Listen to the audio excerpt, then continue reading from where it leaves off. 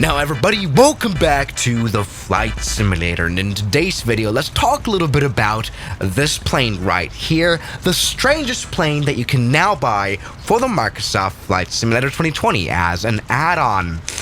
What the hell do we have here? Yes. Now everybody, yes, this plane right here, this is called the Savoia Marchetti S55. It's an Italian plane that is almost 100 years old. Very antique, very retro, lol. Now the Savoia Marchetti right here, it was built in Italy as a flying ship, a flying boat, which is crazy. I mean, this is really how aviation used to start off with. We used to see a lot more amphibian and boat planes, you know, back when there were not many airports built. That kind of makes sense, right? Now this plane really is almost 100 years old. 1924 was when they started to build this. So in today's video, we're gonna really take a little bit of a step back in time. And you can do that as well here in your flight simulator for the price of 15 euros. Let's go and check out if that's worth it, and maybe check out the plane in general, because this is truly interesting. I mean, this plane actually set a lot of records. Now, of course, let's go ahead and spawn into Italy with this plane here in the flight simulator. I guess Lake Como would do quite well. I mean, that's a lake where you could actually find a real seaplane airport in real life. Not in the flight simulator, though. It's not added in for some reason. But luckily, we can just spawn ourselves onto this lake right here. Now, what can you say? This plane is very interestingly designed. I mean, it kind of reminds me of like the modern, I don't know, maybe like the White Knight from Virgin Galactic or something. You know, it's a double-hulled flying boat after all here. Now, what is interesting for sure is the cockpit placement. First of all, let's talk about that. I mean, Jesus Christ. There is a passenger cabin down here in the double hull, right? But I mean, look, the pilot sits in the wing. I mean, you know what? If you think about it, though, this is practically a flying wing aircraft, a very futuristic concept of flying, which is very, efficient. I mean, the cockpit is in the wing. That's crazy. Anyway, we've got two large engines overhead here above the cockpit. And that's what, I mean, I would be scared for life if I was the pilot here on board. I mean, Jesus Christ. Like you're about to be in the propeller. Anyway, the female flight crew sits nicely in here. Let's maybe check out the cockpit, which resembles an old Italian wooden boat, which is interesting. But, it has a yoke and everything that works. Looks like a steering wheel of a boat. That's super interesting. We've got a few gauges right here. It's probably all in Italian. Animometre, pressione, variometro. I'm very bad at doing the Italian thing. Anyway, this is very interesting. Very simplistic cockpit, I guess. I mean, this is from the 1920s. There's no autopilot here. But after all, I think every pilot, especially if you have a seaplane license in real life, could fly this plane no problem whatsoever. Anyway, I want to see, can we get into the cabin from here? Right, that is very important. We can move about. Oh, we have an instrument added in. Well, that's very realistic. Well, can we, Right, there's no cabin. What we can see here is the flight control. Look at that. Yeah, the ropes. I guess to actually take a bit of a look into the cabin, we have to, well, purposely beach the airplane so that it sits still, and then we can use the drone camera to get inside. Yeah. Okay, let's just beat this. This has actually got a bit of performance under its belt. I do have to say, that actually looks pretty good. All right, there we go. Beached it. Let me give it a bit of a look here indeed. All right, we've got the cabin. Well, that looks like a 100-year-old plane cabin, I do have to say. We've got some wooden chairs. Are they even fixed here? Well, that's great. We've got some nice little windows. I mean, at least there's, they're a circle. That's kind of realistic. We've got is that a fuel tank? I mean, that's just a barrel.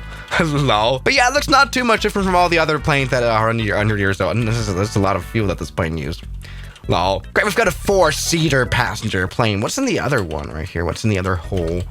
Okay, it's just about practically the same. Of course, it has to be the same because of weight distribution, but I mean, this is nicely animated. They've done a nice job. I mean, if we're talking about add-on review, this is really nice. Anyway, our plane is beached now. Can we do some flight testing? Like, how about that? The thing is, flying seaplanes in Europe these days is not a thing really anymore. You have no seaports at all. For that one, we really have to go maybe to like the northeast of America, right?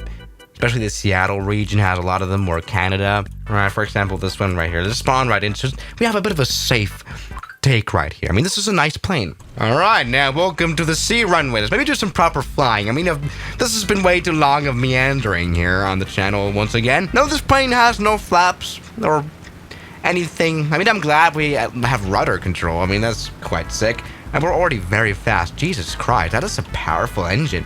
Yeah, this plane was known for being able to speed up to speeds up to 205 kilometers per hour, 111 knots. I mean, that's, you know, kind of a Cessna performance right there.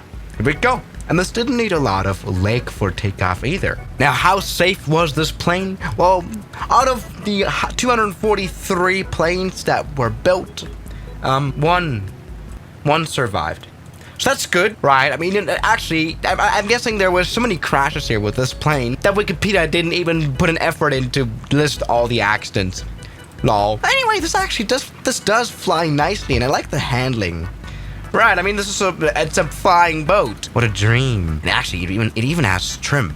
I mean, come on, what else do you need? Anyway, something I wanted to try out always was using a seaplane in a storm. Right, what if there are very harsh weather conditions, very hard wave conditions? Let's maybe go, oh my god, that is some proper waves indeed. Maybe see how that works here, at least in the flight simulator. Okay, the plane is floating. That doesn't seem to make a lot of sense. Oh, and we are in the water.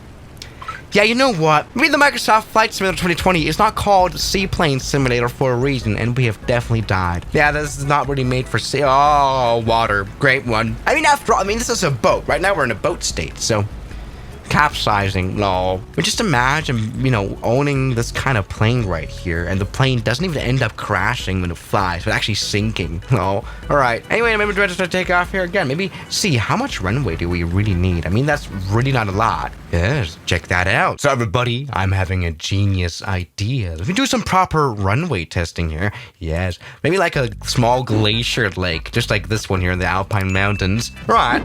There we go. This is not all too large, but I think this should kind of work. Kind of worried about the mountain, though. And actually, okay, we've got a very high altitude right here. We're at 8,500 feet.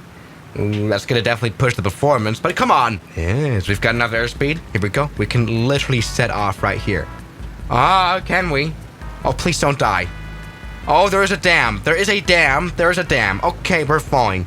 We're falling. Okay. I mean, that's kind of okay.